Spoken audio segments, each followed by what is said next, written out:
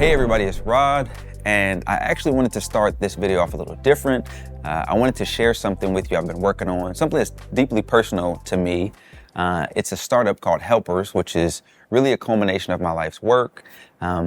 Helpers has found a way to offer free help to anyone, anywhere, while also creating a wildly profitable company. And I'll tell you how we got into this space. Really, it started back while I was in school. I worked for a moving company and just saw how antiquated the moving industry was, and really the labor industry in general. And so I started a moving company and incorporated some technology into it, and we had wild success. And it was really juxtaposed to these other companies, which, I mean, if you think about the last time you dealt with a moving company or a home service company, how would you describe it? Smooth and efficient is not typically what we were hearing, right?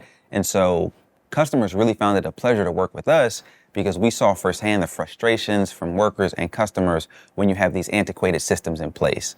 And so once we incorporated technology, we grew exponentially, all our KPIs went in the right direction, and we recognized if this tech could do it for us, we could share this technology with other companies and help them do the same.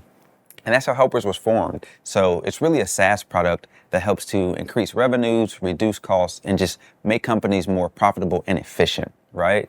And when you think about the labor space in general, it's typically run in an old school fashion.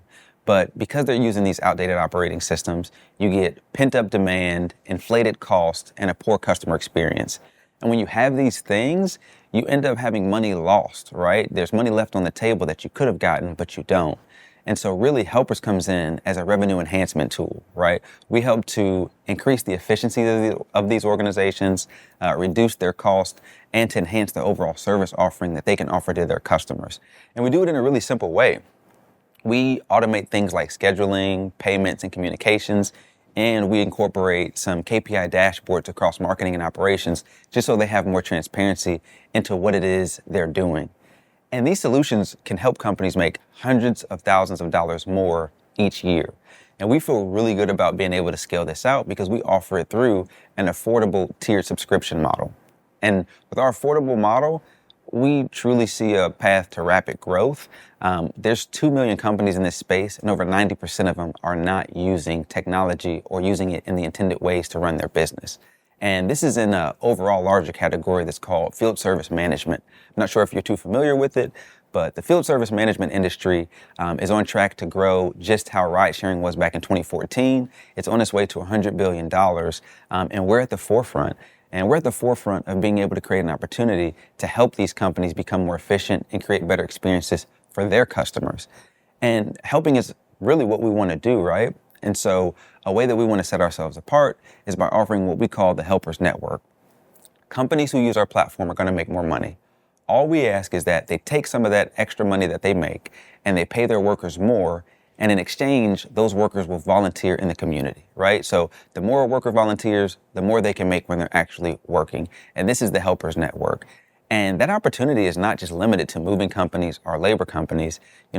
Our team, we look at our platform and we recognize it's really industry agnostic. We have some team members with SaaS backgrounds, with an exit on their resume, and we see that with our deep industry knowledge and our expertise, that we actually have a versatile platform that transcends the labor industry, and we really see a path to rapid growth to create a wildly successful company.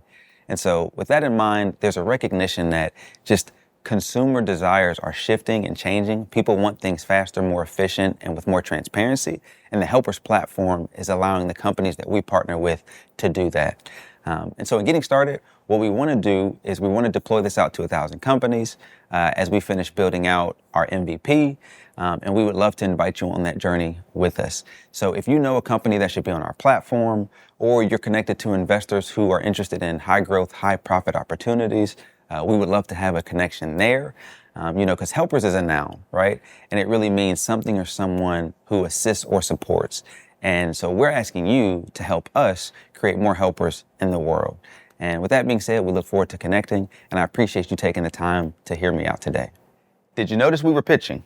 That was my pitch to you, right? Welcome to Course 7, Make the Pitch, Pitch Script, and the Art of Storytelling. So that's what we'll be doing today. The story that we just told you will help you craft a story just like that. What I wanted to show you was, first of all, I pitched you without having a deck, okay? A lot of people think, oh, I'm pitching, I got to get a pitch deck. You're pitching your business all the time, and you need a clear and concise way to pitch your business, right? People are more likely to remember a story than they are to remember facts and statistics. So what I just did is I showed you, if we were sitting on a couch together, I could just tell you the story about what I'm working on. Now, in a true conversation, there would be some dialogue, but that took less than 5 minutes for me to get it out, and you should have a pretty good idea of what we're doing. And so today, I'm going to take you through the process to create an expertly crafted pitch script that will help you communicate your idea, that will help you win over audiences, and if you even want to, it'll help you raise some money, all right? So let's go ahead and jump into it. So today's exercise, any startup can put together a great story when it's authentic and it's genuine and it's from the heart, all right? It's important to be able to do those things because you want people to connect with what you're doing and get on board and support you. And when you have a true story, something that actually conveys your passion, your purpose, and why you are so committed to this cause, you will have people who want to support you and come on board, whether it's with their effort, their time, or their dollars, all right? So an expertly crafted pitch is something that you don't have to memorize. It's actually just organizing your real life and the opportunities that you see into a succinct story to help someone digest it.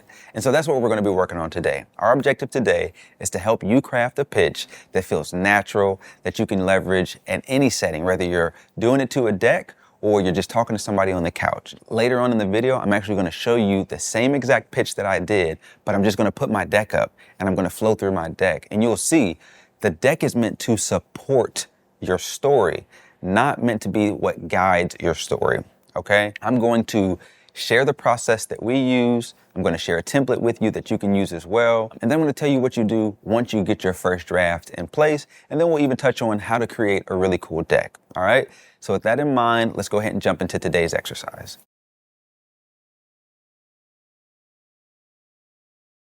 So first we want to talk a little bit about the art of storytelling, all right? The purpose of a pitch is really to be able to connect, resonate, and engage with your audience, okay? First, you want to connect with them. You want them to have some vested interest in what you're doing. Then you want to resonate. You want them to feel like, wow, I actually need this, or I've experienced this problem before as well. And then you want them to engage. You want them to be motivated to take steps after they hear what you're talking about. Now, if you are doing the traditional pitch guideline, it's not going to work that well, right? Because it's putting you in a box. What you need to do is step outside of that box and create something that's authentic to you in the space that you're in. And I'm going to ask you questions today in order to do that. We're going to be working off of a new framework, which I'll reference later. But just keep in mind that whenever you're telling a story, the whole purpose is to first connect, then to resonate, and then to engage. And if you can keep that in mind, then you can become an expert storyteller. So this may be controversial, but I'm going to tell you what I believe is the right way to assemble a pitch. Now, if you've gone through an accelerator program or, an incubator, what you'll hear is, here's your pitch outline. They'll give you an actual slide deck and it'll say introduction, problem, solution, market opportunity, how it works, how we make money, what's our traction. Those elements are important, but in that order, everyone's telling the same story, so nothing is unique. So the way that we actually go about building a pitch deck, and we've helped founders raise over $2 million over the past couple of years, is you first want to build your script. And by script, we mean your story, okay? And when you build your story, it's typically more authentic in nature. And although it might not follow the exact flow, what you end up having is something that you don't have to try to memorize because you've built this really nice deck and then you try to remember what you put and want to say to each slide. No, you craft a really good story and then you allow your deck to support your story, okay? So once you build your script, once you build your story, then what we will do is build a deck outline, okay? And what your deck outline does is, when you build your story, it's probably gonna be 10 minutes long. It just is what it is, right? People love to talk. But when you build your deck outline, you'll be able to say, what parts of my story can I actually just put as a visual on my deck? And what are the key parts of my story that I need to make sure I touch on verbally? And you'll end up splitting that apart so your 10 minutes gets cut to 5 minutes because half your story is on the screen, but the most important part of your story is coming from you, which is where you want the audience to be focused on. Audiences don't buy pitch decks, they buy people, all right? So you want to make sure that you position yourself as a person that's able to connect, resonate, and engage with your audience through a compelling story. Once you have your deck outlined, then we will build our pitch deck. When you get to building your pitch deck, you should have all your elements mapped out. A lot of times people will spend so much time building this really beautiful deck and then try to put words to it. We get your story, then we outline what words you want on your deck, and then we build your deck. And my recommendation is always build a black and white deck first. Get all the elements that you want on your deck. That way you can see what positioning and sizing should even look like. And then you design your deck, okay? Your deck complements your story. It does not tell your story. It provides supporting details to your story, but it is not your story, okay? Your story is the most important piece of this whole thing, and so that's what we want to pull out of you today. So for a second, I want you to just think about a story you like. Think about a favorite story of yours, right? What's a story you've heard that you really connected with that made you actually want to say, I'm going to take action because of that? And when you think about that story, I want you to identify the triggers that made you even want to take action, okay? What I'm trying to get at here is that stories are meant to trigger emotional responses. People, despite what they think, are irrational. We make impulse decisions. We make emotionally based decisions. And a story is meant to get at the core emotions, make someone want to engage with you, okay? So to understand this a little bit more, we'll get into a little bit of the science of the brain. I have a video I'm going to show you, but the big picture before you watch the video is this. You have your limbic brain system, you have your neocortex on top of that, and you have your reptilian brain underneath that. Your reptilian brain deals with survival, regulates your heartbeat, your respiratory system, the basics that you need to function as a person. It's the earliest part of the brain, shared across different species, right? Then you have your limbic system. Your limbic system is the emotional brain, right? The limbic system is actually what controls you if you sense fear, or if you feel elation, or you feel excited. And then on top of that, you have your neocortex. That's the analytical brain. That's the newest part of the brain. That's what makes us human, actually, is the fact that we can reason. But a fun fact is this. The limbic brain, that middle brain, the emotional brain, the parts that it's made of don't have the ability to process analytics. So if you lost your neocortex, you couldn't do math with your emotional brain. But the neocortex, the top of your brain, the newest brain, doesn't have the capacity to feel emotion. So if you lost your limbic brain, you couldn't feel any emotion anymore, right? And so what I'm trying to help you understand here is when you have a pitch deck or a story that has a bunch of numbers and statistics, they'll understand you, but they won't feel you, right? But if you have a story that's compelling, that has some background, that has some personality in it, then you're actually starting to touch on their heartstrings. And that's where you need to be if you're looking to craft a really strong story. Whether you're pitching to raise money or you're trying to get someone to join your team, you need to focus on their limbic system, all right?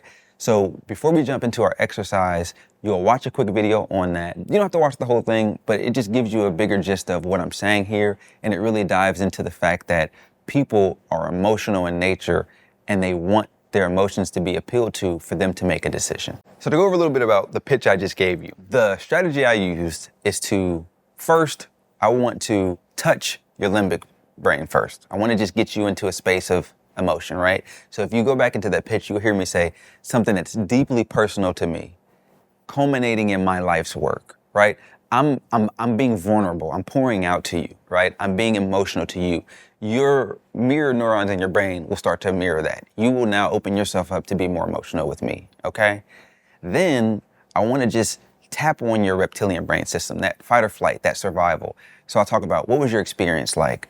Frustrating customers, frustrated workers, right? Frustration is something that goes against our ability of survival. So I want to make sure I'm touching those two pieces of the brain first. And then throughout, I'm kind of weaving you between the neocortex and the limbic system. I'm talking about certain facts and statistics and what we do, but I'm talking about how much good this can really do in the world for these companies and the people that we want to help. And then towards the end, I start moving back into the limbic. I start moving into the how we help people, right? What does helpers, the word, even mean? Like, I'm taking you through a mental ride in order to get you to understand what we're doing and to want to engage and connect with us. Now, I don't know, I hope you think I did a good job, but it's worked for us pretty well because this is the system that we used before to raise over $500,000. And this is the system that we use even now when we pitch things like LaunchPad to businesses. You have to understand the emotional cues and triggers of a person, all right? And so now that we've gotten through that piece, let's go into our next section.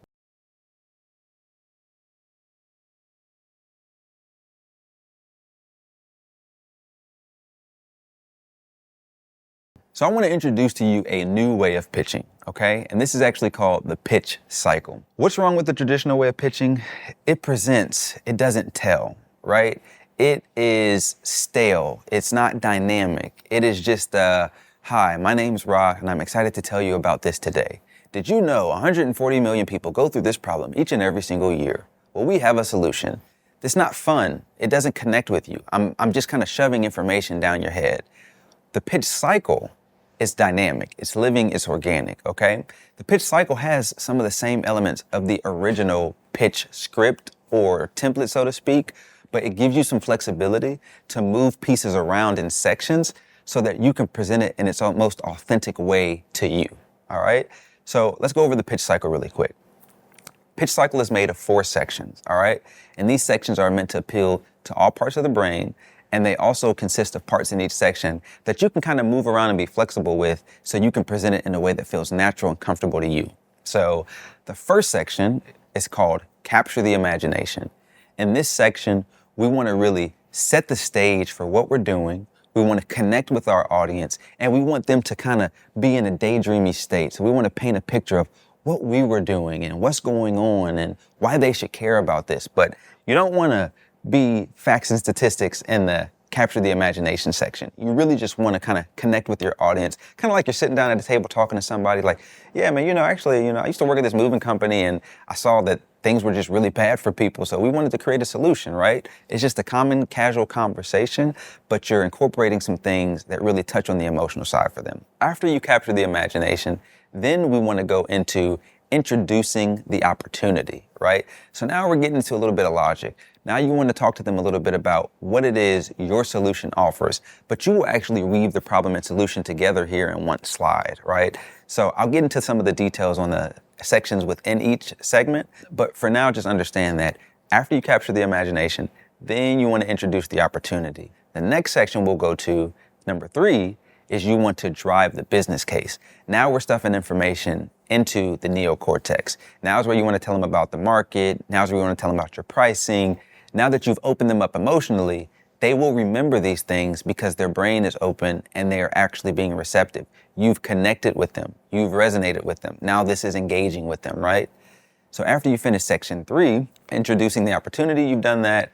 Now you've driven the business case.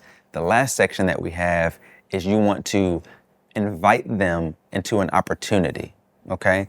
Usually they say make an ask. If what you're doing, if you're that passionate about it and you truly believe in it, you don't need to ask anyone for anything. You are offering people an opportunity to join something that is truly going to be a game changer, all right? High level, capture the imagination, introduce the opportunity, drive the business case, and then make an invitation and offer an opportunity for them to join along. All right, so in order to do this, I've actually created a form that you can fill out. And this is going to be a really cool exercise, but we're going to fill them out in order. You'll see each individual section. I'll walk you through them. And then afterwards, we're going to craft a script out of all the sections that you filled out. I'll tell you my technique in doing it, but however you feel comfortable is what I would recommend. And we'll go into that section here in just a second. Before we go into that next section though, I like a couple principles I think that will be helpful as you jump into this exercise. First and foremost, keep it super simple. We don't need to be overly complex. A lot of times as business owners, when we go tell people about our business, we get into the nuts and bolts because we're so deeply knowledgeable about what we do. But you have to imagine you're pitching a 7th grader every single time. They have no idea about your business, no idea about the industry, no idea why you're even in that space. So keep it super simple, right? Also, you want to use data and statistics indirectly in a conversational tone, not in a way that seems like you're trying to fact check them or just give them a bunch of specific objective information. You want to just use it as a supporting data. Like I said, with over 2 million companies in this space, 90% of them aren't even using technology. Keep it casual, keep it comfortable, but help them to have that light bulb moment of like, wow, I didn't even know that. And you build credibility and rapport for being knowledgeable about your particular space. And last, make it relevant. You can do this in a variety of ways. As you get really comfortable, you'll start to see that you can open your pitch differently in different settings. So back when we had the moving company, we would open our pitch in a crowd and we would say, how many people here live under a roof? Raise your hand. Everybody would raise their hand, right? Now they know, hey, well, we got something for you, right? It became relevant. So make sure that whatever you're doing you keep it relevant, and you adapt to your audience so you can have a greater chance of connecting, resonating, and engaging with them ultimately.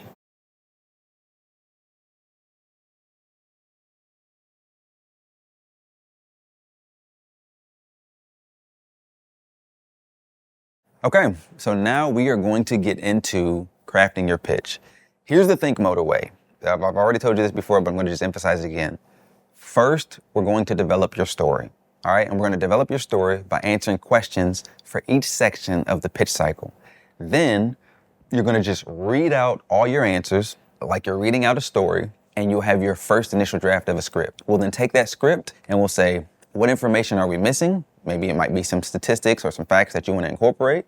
What information can we put on the pitch deck itself? And then we'll move that over to the side. And what information do we absolutely need to say to the audience from our mouths? And that will be the elements that we keep as your script. Once we do that, you'll create your deck outline and we're wrapped up. So let's go ahead and get started. If you could, open up your form. It's either below you or you can open it in a separate window. And I will give you some tips and tricks on how I would fill it out, but do it in the way that feels the most right for you. When you open up that form, you'll have a quick access to that video just to kind of refresh your brain on the reptilian, limbic, and neocortex. So check out that video really quickly, and then let's jump into our form.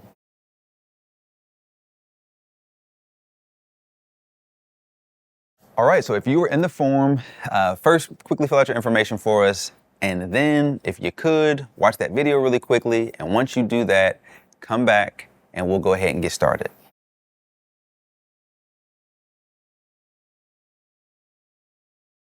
All right, so now we are in section 1, capture the imagination. Now, before you start filling stuff out, a couple things.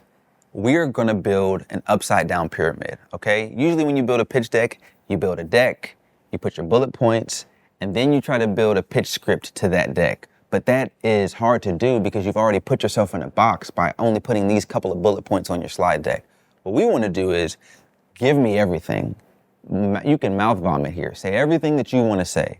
And then throughout this process, we will whittle it down, okay? So the beginning of this exercise is to say as much as you feel like you need to say. And then as we go through further in the exercise, we will begin to cut it down and whittle it down, all right? So I just want you to have that in mind. Now, we're starting with capture the imagination, okay? So in our first part of capturing the imagination, we want to give a brief introduction of self. Now, if you remember from my brief introduction, I said, hey, it's Rod. I actually wanted to start off a little different, okay? What are we doing? What are we doing different today? I'm capturing your imagination before you even really understand it. I have you asking questions.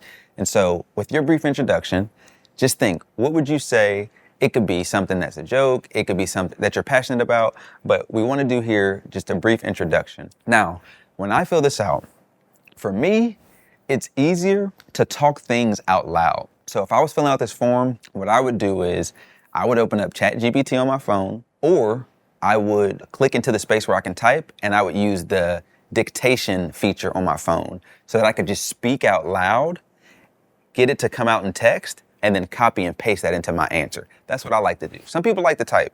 If you like to type, go ahead and type it in.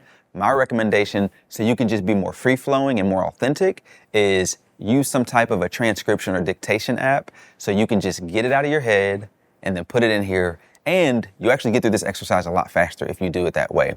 If you're doing this from a desktop, just text yourself the link to the form so you can watch the video on your laptop, and then you can be using the dictation app on your phone to fill out this form. And I promise you, it will work out very well for you. All right. So now that you know my method, first go ahead and let's just do the brief introduction of self, answer that, and then come back. We'll get to the next question.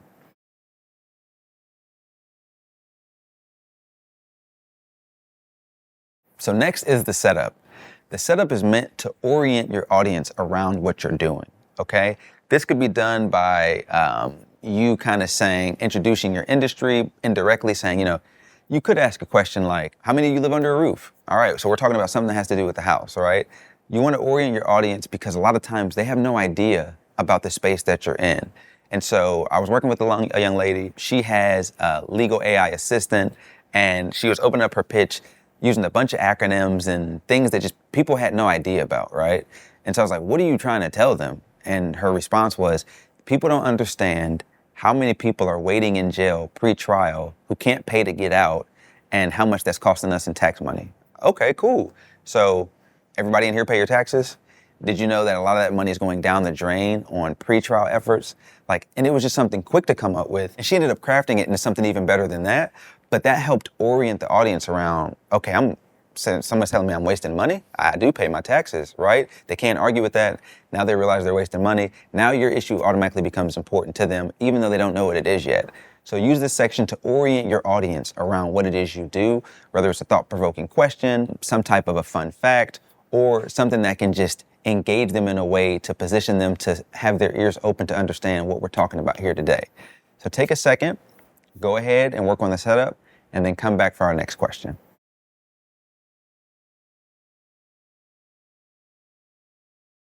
Now we want to get into our backstory. So you've told them who you are. They know what we're doing here today. You've given them the setup. How did you know to set them up that way, right? So this is where you can start to personalize it. Give them your backstory. Tell them, hey, this is what I was doing before, right? So if you remember my pitch, I said it really started for me when I worked for a moving company while I was in school. I didn't tell you whether I was in high school or college. I didn't tell you where I was at school. I just gave you enough information to know I have relevant experience in this. And that's what you want to do with your backstory. How did I gain insight into what I'm about to share with you today directly? Sometimes people are in businesses that they're indirectly related to and they feel like, well, I can't say that. I won't have any credibility. But you will.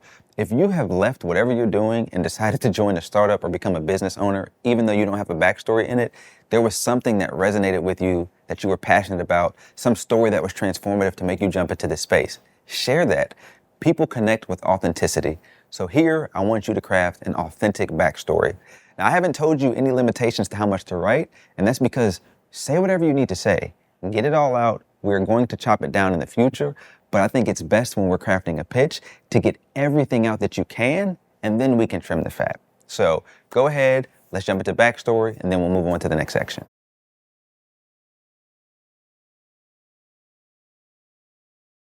Now we're on to company purpose. We've gone through 4 slides, haven't even said what the company is, talked about what the company purpose is, right? That's because we've been working on engaging. We've been working on making sure that we can connect and resonate with our audience. Now you talk about the company purpose, but you don't want to get into the nuances. You don't want to get into the weeds. You just want to give them a high level. So for the example I used earlier, I said, Helpers is a SaaS product to help companies increase revenues, cut costs, and just offer an overall better experience for their customers, right? It's super simple. You can get that. Any company can say that that's what they do pretty much, right? But I've introduced it to you. And so that's what you want to make sure that you're able to do here is just give them a strong one-liner that helps them understand what we're going to be talking about today, oriented around your particular company, right? And if you remember at the very beginning of my speech, I said, hey, we found a way to offer free help to anyone, anywhere while creating a wildly profitable company. That's a juxtaposition, right? That's one of those capture the imagination techniques. And then I bring it full circle at the end with saying, we're a revenue tool, we cut costs, we create better experiences. So give your company purpose here, give a strong one-liner. If you want to write your whole mission statement here, you can, but I'm telling you, you want this part to actually be pretty clear and concise because you want a 7th grader to be able to understand what it is you do, all right? So take a second, write your company purpose out here, and then we'll go into our final section of capturing the imagination.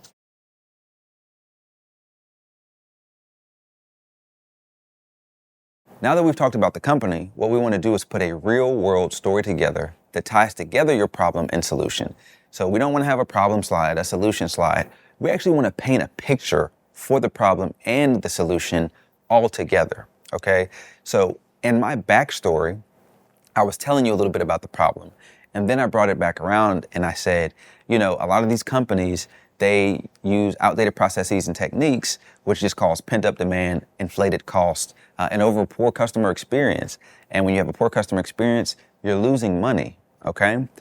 I didn't actually directly say a solution in that piece, but you understand the solution is you don't want to lose money, right? That's our problem here is these companies are losing money and they're creating poor experiences for people like you. And so we want to give a story here. Now you can do it how I did it, or you could actually give a story. The young lady who I worked with, who has the legal AI, she actually gave a story of an individual who was sitting in pretrial for nearly 2 years because he didn't have the money to get out on bail. and showing how much that cost taxpayers in a year, right? So it was like, hey, there's a young man, he had a minor infraction, he sat in jail for nearly 2 years pre-trial because he couldn't afford to get out on bond, and here's how much that cost you. Those are the type of things that we want to do here. Is we want to introduce like, wow, I didn't even know that that was going on out there. You don't want to just tell people, hey, here's the problem. Every year, someone's sitting in jail and that costs the state this much money. You want to make it something that they can remember, something that's engaging, okay? So here, I want you to do a really good job of bringing together your problem and solution into a story format. Be creative in how you tell that story and understand that the process is iterative. Don't let good enough be the enemy of perfection, all right? You don't have to make this perfect. You can just do good enough, and then we can come back and we can review and revise, because honestly, when you're telling a story, you're going to continue to enhance it each time. So take your second here, create a story for your problem and solution, and then we'll move on to our next section, which is introducing the opportunity.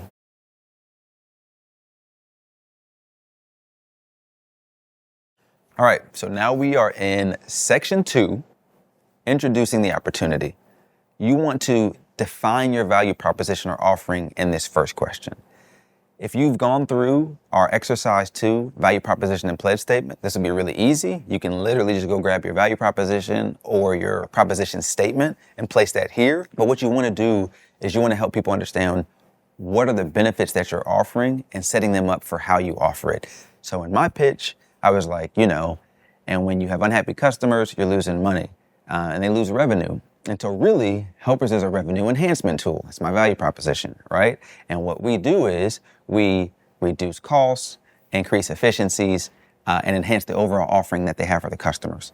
I'm still not telling you the nuances yet, but I'm giving you the value that we bring to the table. And so that's what you want to do here, is craft your value proposition in a way to where it can naturally flow from your problem and solution story, and you can start to resonate and give people an understanding of what it is you do and what it is you're offering. So take a second here, and go ahead and get that part done, and we'll move on to our next question.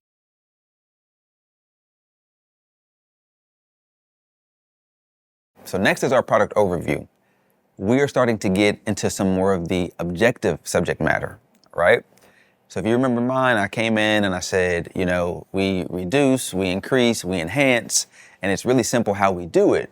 We automate key features such as payment scheduling and communications, and implement KPI dashboards. Now I'm actually giving you an overview of the product. On my deck, you'll see I actually have like a phone image there. But what you want to do here is you want to start to give them a peek behind the veil into what is your company and solution actually doing. So I know who you are. Now I know what your company purpose is. Now I know the value of your company. How is your company actually doing this? That's what this section wants to focus on, okay? So take some time here and give them some relevant information. Now, what I will say is stay away from acronyms, stay away from industry-specific words. You're pitching a 7th grader here, okay? You want to make sure that you can use words that connect and terms that they can understand, all right? So take a second here, go ahead and craft up this portion, and then we'll move on to the next.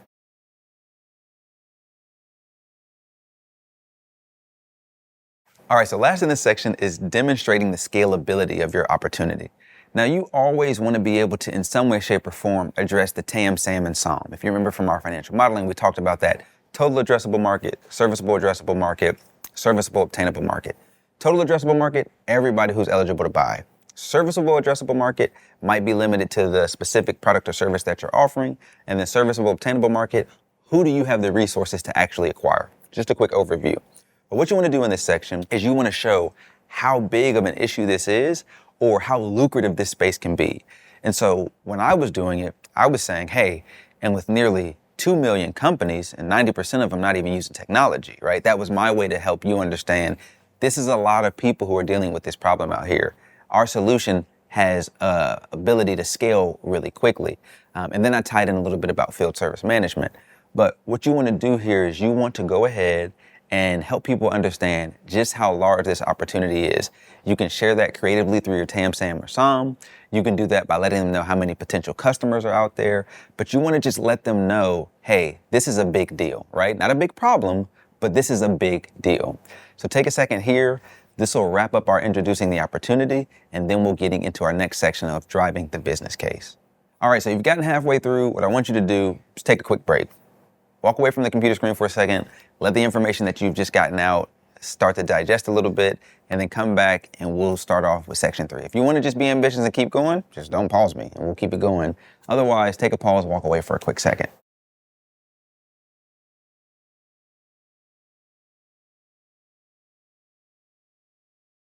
All right, so section 3, driving home the business case. All right.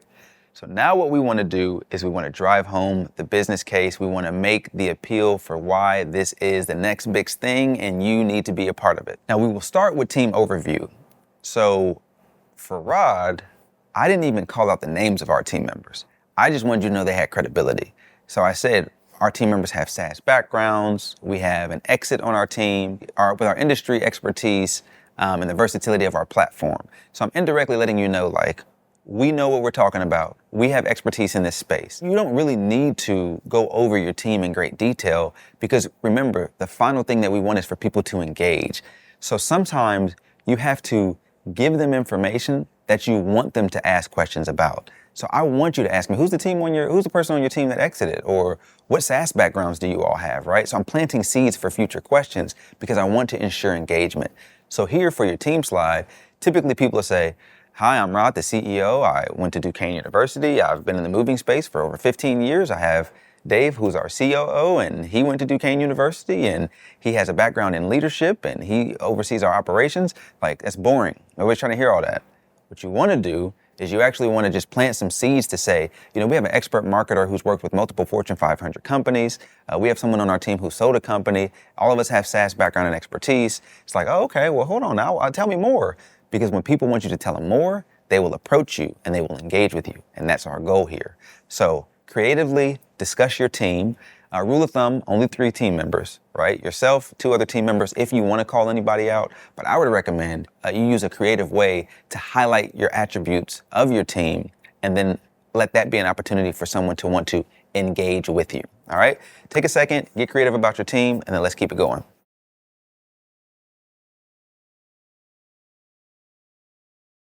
All right, so you've communicated about your team in a creative way. Now we're on to business traction and street cred. Some people might say, well, Rod, I haven't even started selling yet. What do I do? Come up with something creative. For helpers, if you noticed, I didn't really say anything about our business traction or street cred. The street cred that I leveraged was my team. And then I told you earlier, I started a company already. So I do this, right? That's what you want to do here.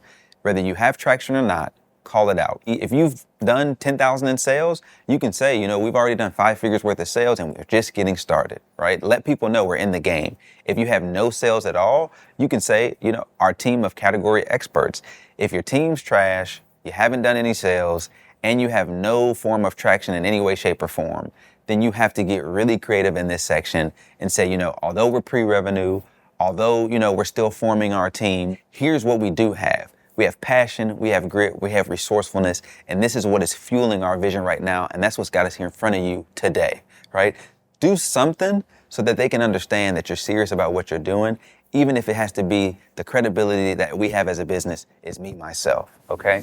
So take a second here, talk about your traction and street cred, get creative about it, and again, put as much as you want because we'll whittle it down, but this is a section that's really important because this is what lets people know you are serious about what you do, all right? Take a second, and then you know the drill. I'll see you on the other side.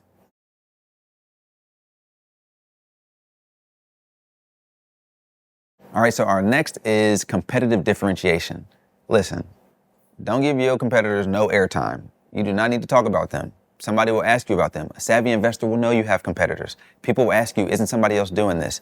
Remember, we're planting seeds for questions. So what we want to talk about is our competitive differentiation. All right. So what I did in this area is I said, we want to create the helpers network. That's our competitive differentiation. You ain't ever heard nothing like that before, right? So that's already separates us from any competitors that you may be thinking of. On this section, talk about what makes you different. Talk about what makes you stand out. Talk about what's going to build a moat around your business to shield you from competition. But you do not need to talk about your competition. Listen, this is where I told you, 6s and 9s, right? This is my personal perspective and opinion, but this has worked really well for us because if you know your competition really well and then someone asks you, then you only increase your credibility. But if you blurb out about your competition right now, A, you let people know that there's other solutions, and B, you don't give anybody anything to ask you, so you don't have an opportunity to build rapport. And remember, we want to engage. So I'm not telling you about my competition because I want you to ask me about my competition, but I will tell you how we're way better than the competition, okay? That's what this section is about. So go ahead, get creative, talk about why you're better than your competition, and then let's get to our last section.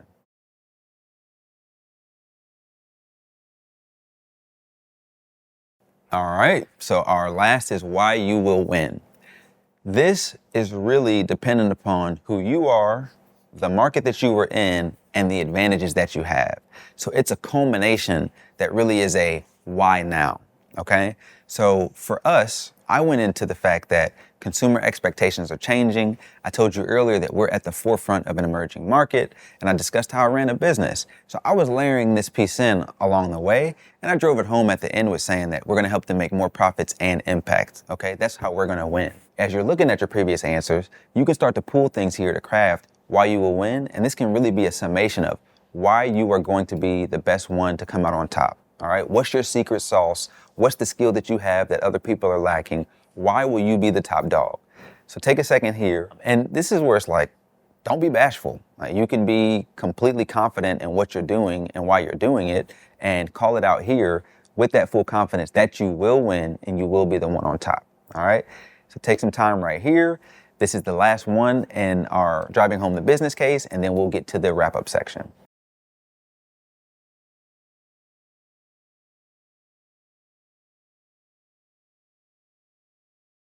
All right, so we are now in our last section of the pitch cycle, give an invitation and offer an opportunity, okay?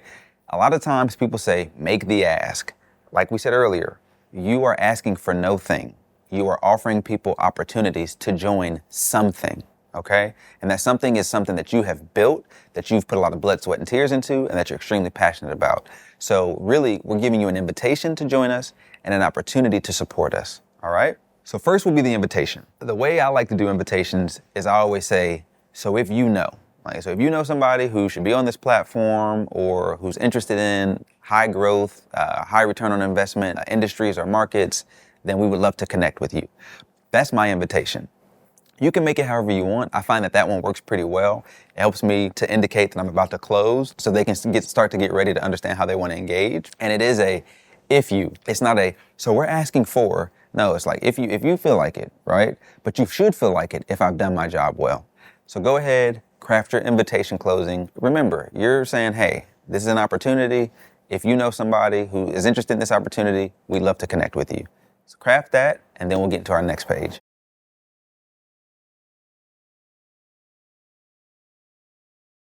So next is milestones and resources needed. Now, this is where you will leverage your pitch to support. You didn't hear me say we're raising a $1.5 million round, but my pitch deck says that.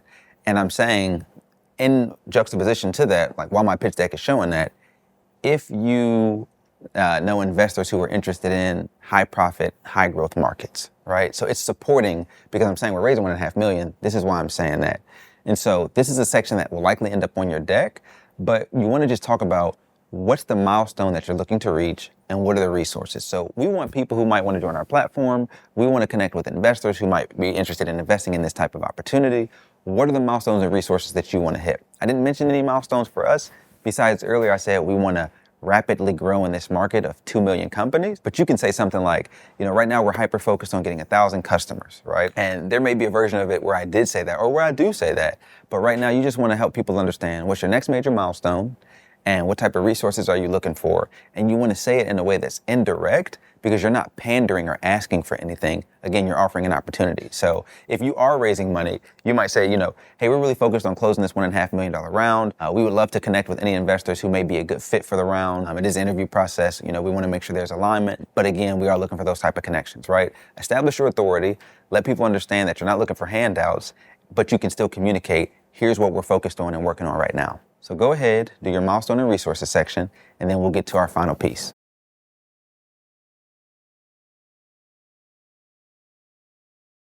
So the final piece is my favorite. It's the offering, okay? The offering is a way for you to give someone a undeniable way to have to engage with you, right? If there's different types of offerings, I actually share some materials with you all in a shared folder so you can check those out. But my favorite type of offering is when I say to people, if helping people is important to you, right? Like that's something that is important to people. Now, in this particular close, I said, helpers is a noun, someone who's willing to support and assist. And so we're asking you to help us create more helpers. But what I'm saying is, help us make the world a better place, right? I'm being vulnerable. I'm telling you, I want you to help me. I'm vulnerable because in a lot of other pieces that I've showed in the pitch, I'm being extremely confident. So there has to be a healthy balance. But the offering that you make, you want to make it undeniable. You want to ask something like, so if you care about saving the lives of puppies, or if life itself is important to you, or if you don't want your tax money going to waste, right? Just something that is important to them where they can't say, well, I don't care about that. You want them to be like, well, damn, yeah, yes, that's important to me. I need to go ahead and to accept this offering that they're making, right? Because this is the end of your pitch. You're now drawing them in to say, hey, so if you want to engage, okay, if I've done my job well, you should want to engage. So craft an offering that would make someone want to engage. Check out some of those materials that I'll share in a shared folder that just talk about the different ways of handling or openings or closings. But the big picture here is you want to create an undeniable offer that someone has to say yes to. Now, again, if it's a numbers game, most people won't say yes to it. That's fine. But you increase the number who do when you have that emotional appeal and you use a level of wit and intellect to make it undeniable.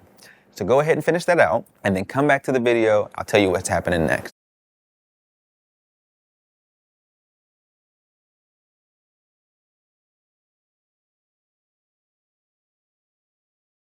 Okay, so we finished all of our sections and now you should be on the page where you have all of your answers right there in front of you, broken up into different sections, okay? What we want to do now is to create your first draft of your pitch script. It might be super long. Who cares? My recommendation is this. Keep this page up, whether it's on your laptop or your phone, and open the dictation app and just read this story in order. That's all you're going to do. Read it in order and make sure that it's being captured and transcribed into text so you can then leverage that in your first initial pitch draft. The beauty of this is it's malleable. Once we get it into a doc, we can play around with it a little bit. But right now, I just want you just crafted the most authentic story that you probably could have crafted. So go ahead and read it out and get one large pitch script.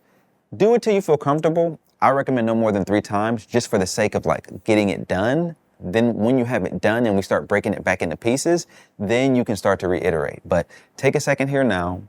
Do the full reading, make sure you either type it or transcribe it into text, and then put your answer down below.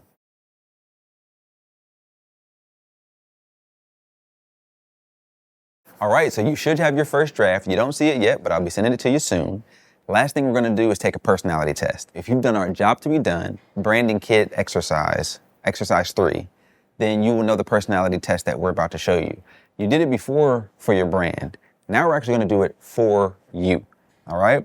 Take the personality test, takes 12 to 15 minutes, but once you finish it, come back, indicate which personality type you are. If you know already, you can just go ahead and select it.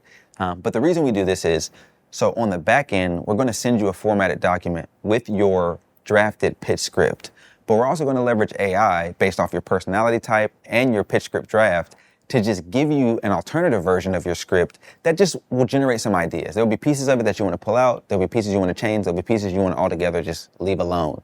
But this is just to help to get the brain firing in a different type of way. Once you finish the personality test, you are done with this form.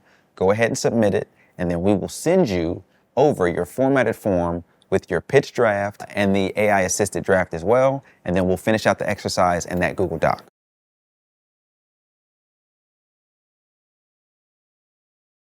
So you should have got an email, and in that email, you actually had 2 links. The first link was to your document. It's a raw doc. It's got your draft in it, and a lot of empty spaces because we have to fill it out. But then I gave you an example doc of what your document should look like when we get finished, okay? And so at first, I want to just drive off of that doc really quickly so you can understand what we're going to do here. And then we're going to go into your doc and we'll finish the exercise, all right, once you have some familiarity with it. So let's go into that example doc. It should be for a breeze, all right? open that doc up and then we'll get started.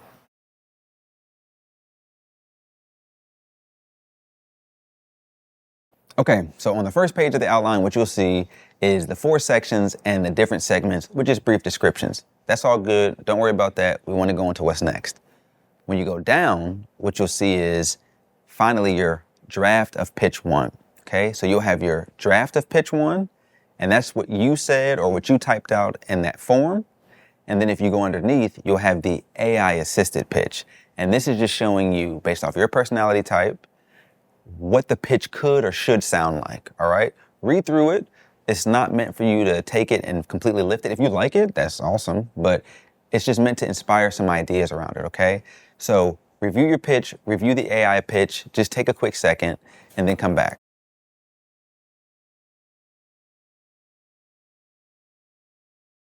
All right, so you should have gone through, checked out your draft of the script, the AI version of the script, and now what we want to do is you'll see down below that, we have the 4 sections and we have each of the pieces called out again, okay? But they're empty because we're going to put your sections of your pitch right there. So in the finished document, you'll see that for Breeze, we have the top section, which is our pitch script. That's what we would actually say. And then we have some bullet points. Those sub-bullet points are the things that we're going to put on our deck. Now, this could be refined even more, but the big picture is I want you to see the format. I want you to see how, okay, we went from this big long pitch to, we broke it up into its sections, to now we've actually made those sections a little smaller and we've called out some bullet points that we want on the slides. That's what we're doing. We're whittling down, right? It's that upside down triangle effect that we're making here. And so now that you've seen what this document looks like, let's go ahead and go into your document. And I want you to check out your AI generated script, your natural script, and then break up your natural script into the 15 sections. So you should be able to read through it and you should be able to know, hey, this is what I said. So let me go ahead and enter here, break it up into those 15 sections. And then after you break it into those 15 sections, you will copy, paste each of those sections in their appropriate section in the empty pitch cycle template below. Okay. So I'll just give you those instructions really quick again. Go through your drafted pitch, go through the AI assisted pitch, take your drafted pitch, break it into its 15 sections, copy each of those sections and paste them in the appropriate section below in the pitch cycle outline template. All right. This might take you 5-10 minutes.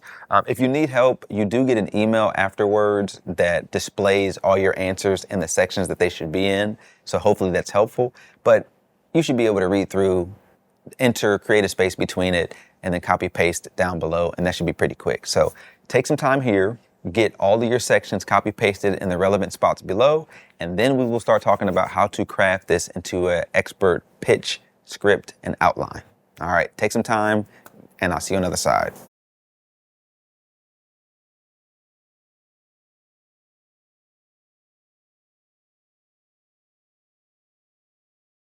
All right, so you should have your 15 sections broken out, and you should have them pasted in the appropriate section below. Now, before you start trimming the fat, putting your top 3 bullet points, I actually want you to take an opportunity to look at each section and see if there's a better flow if you were to move the segments around in each section of the pitch cycle outline, right? So when you're looking at the capture the imagination, you have 5 different sections there. Would you like to put one at number 2 instead of number 3? You know, would you like to change something around so it flows more naturally for you? This is the benefit of the pitch cycle template. You have an opportunity, as long as you stay within the section that you're in, to kind of move some of the segments around so you can have a more natural flow, right? The arc of the story is found in the 4 sections, but within each section, you have the flexibility to play around with and move things around so it can sound more authentic and natural to you. All right, so that's what we want to do here is take a second and see, do you want to move one section above another or one segment above another? You know, do you want to change the order of some things? Take an opportunity to do that here, and then we'll get into fine tuning our pitch draft.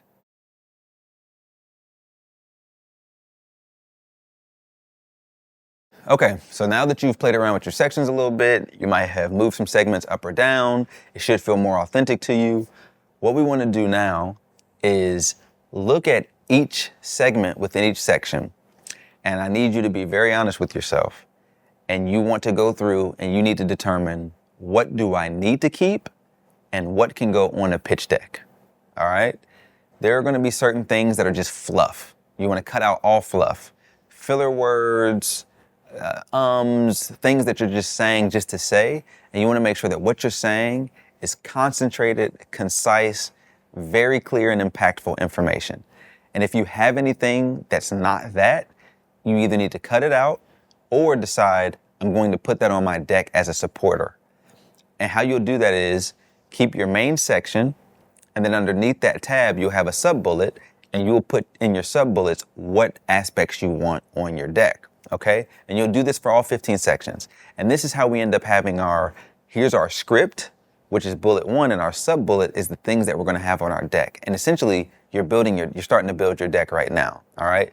So go through, start to trim the fat, find out what things you can completely remove, and the things that are kind of tugging at your heartstrings, but you know you might not need to say, add those to the sub-bullets, and that way you will have a lean version of your pitch script draft. And then we'll go through a whole process where you reiterate. But for now, just go through each section, remove what you can, and create your sub-bullets for your pitch deck. All right, take some time, take a little bit of time and do this. You might need to pause me and come back tomorrow, but take your time, do this part, and then we'll start to wrap up.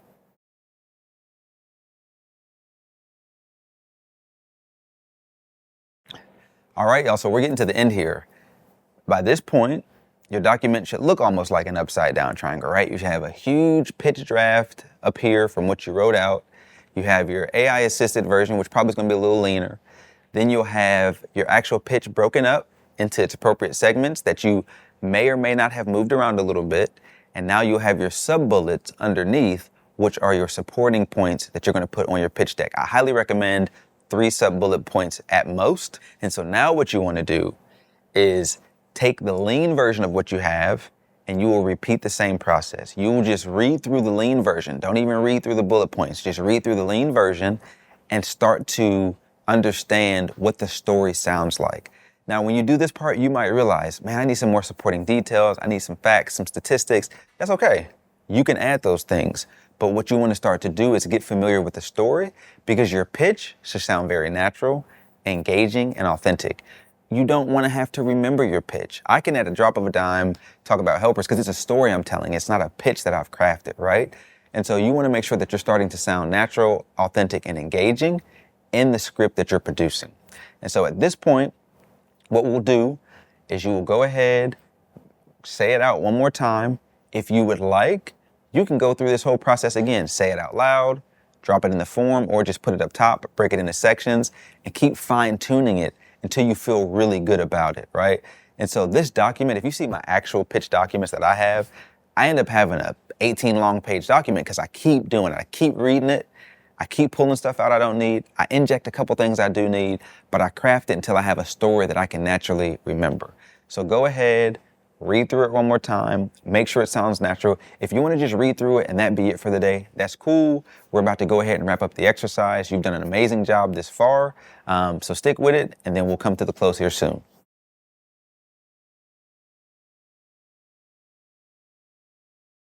All right, y'all, so we're coming to the close. I do want to share with you before we wrap up what to do once you feel like you have a really solid script and story, as well as your bullet points. So now you'll start to craft your deck, all right? Should be a lot easier because you already have your sub-bullets that you want to put on your deck.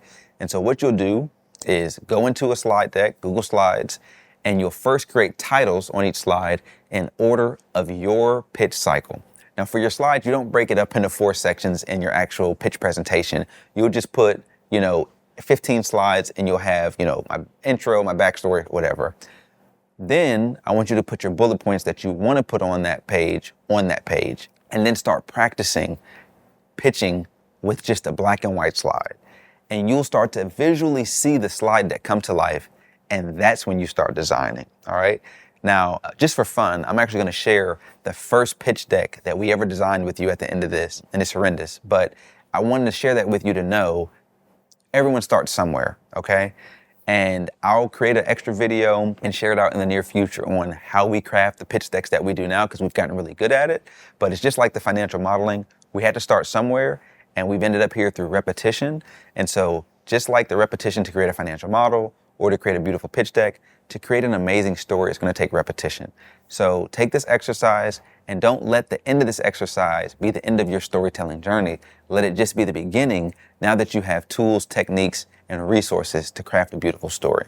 All right? So go ahead, get your black and white pitch deck built if you want, but just come back here so we can go ahead and close out.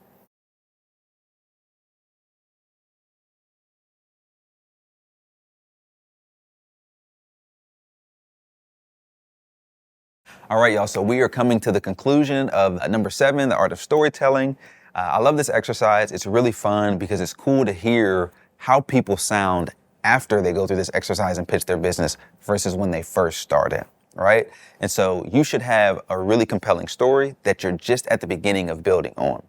So here's what I want to tell you about next steps. First and foremost, keep playing around with it till it feels natural, okay? The way that I play around with it till it feels natural is literally I will walk around and pitch people when they don't even know I'm pitching them. Like if I'm in a setting where somebody can ask me, oh, what are you up to? Oh man, actually it's crazy. I'm working on this startup. Oh, what is it?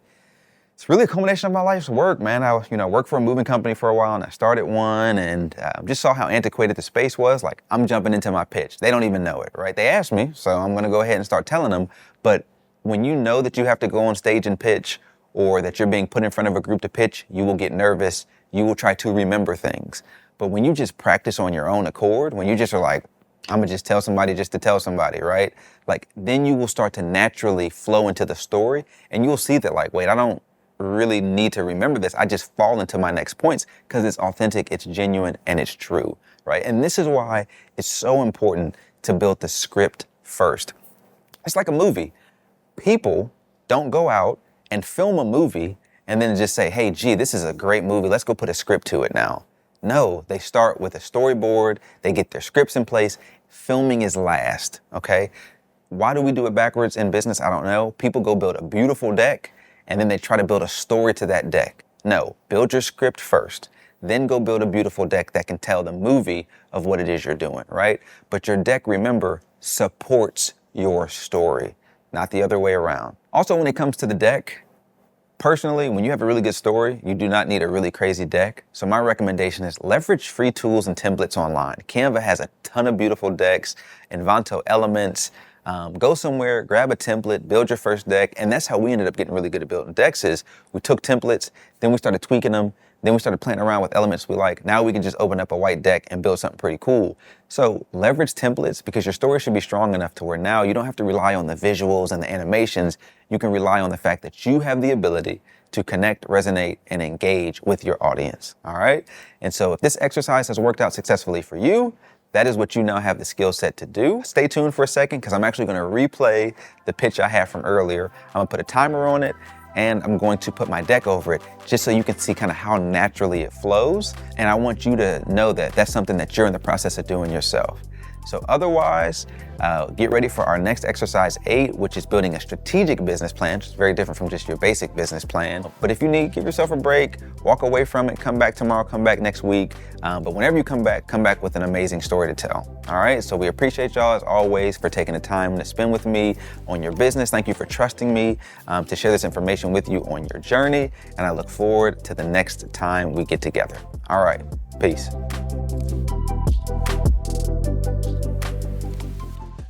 Hey everybody, it's Rod, and I actually wanted to start this video off a little different. I wanted to share something with you I've been working on, something that's deeply personal to me. It's a startup called Helpers, which is really a culmination of my life's work. Helpers has found a way to offer free help to anyone, anywhere, while also creating a wildly profitable company. And I'll tell you how we got into this space. Really, it started back while I was in school. I worked for a moving company and just saw how antiquated the moving industry was, and really the labor industry in general. And so I started a moving company and incorporated some technology into it, and we had wild success. And it was really juxtaposed to these other companies, which, I mean, if you think about the last time you dealt with a moving company or a home service company, how would you describe it? Smooth and efficient is not typically what we were hearing, right? And so customers really found it a pleasure to work with us because we saw firsthand the frustrations from workers and customers when you have these antiquated systems in place. And so once we incorporated technology, we grew exponentially, all our KPIs went in the right direction, and we recognized if this tech could do it for us, we could share this technology with other companies and help them do the same. And that's how Helpers was formed. So it's really a SaaS product that helps to increase revenues, reduce costs, and just make companies more profitable and efficient, right? And when you think about the labor space in general, it's typically run in an old school fashion. But because they're using these outdated operating systems, you get pent up demand, inflated cost, and a poor customer experience. And when you have these things, you end up having money lost, right? There's money left on the table that you could have gotten, but you don't.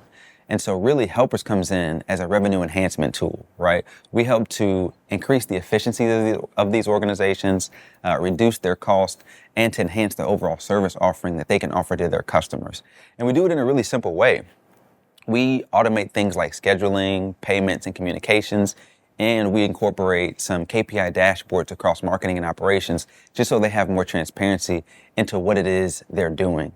And these solutions can help companies make hundreds of thousands of dollars more each year.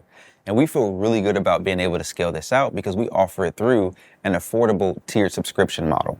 And with our affordable model, we truly see a path to rapid growth. There's 2 million companies in this space, and over 90% of them are not using technology or using it in the intended ways to run their business. And this is in an overall larger category that's called field service management. I'm not sure if you're too familiar with it, but the field service management industry is on track to grow just how ride sharing was back in 2014. It's on its way to $100 billion, and we're at the forefront. And we're at the forefront of being able to create an opportunity to help these companies become more efficient and create better experiences for their customers. And helping is really what we want to do, right? And so a way that we want to set ourselves apart is by offering what we call the Helpers Network. Companies who use our platform are going to make more money. All we ask is that they take some of that extra money that they make and they pay their workers more, and in exchange, those workers will volunteer in the community, right? So the more a worker volunteers, the more they can make when they're actually working. And this is the Helpers Network. And that opportunity is not just limited to moving companies or labor companies. You know, our team, we look at our platform and we recognize it's really industry agnostic.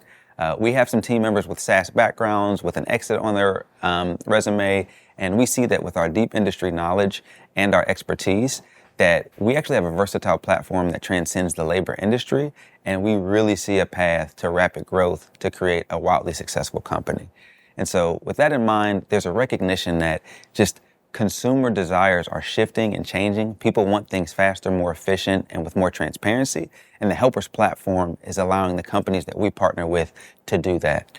And so in getting started, what we want to do is we want to deploy this out to 1,000 companies as we finish building out our MVP. And we would love to invite you on that journey with us. So if you know a company that should be on our platform, or you're connected to investors who are interested in high growth, high profit opportunities, we would love to have a connection there, because Helpers is a noun, right? And it really means something or someone who assists or supports. And so we're asking you to help us create more helpers in the world. And with that being said, we look forward to connecting, and I appreciate you taking the time to hear me out today.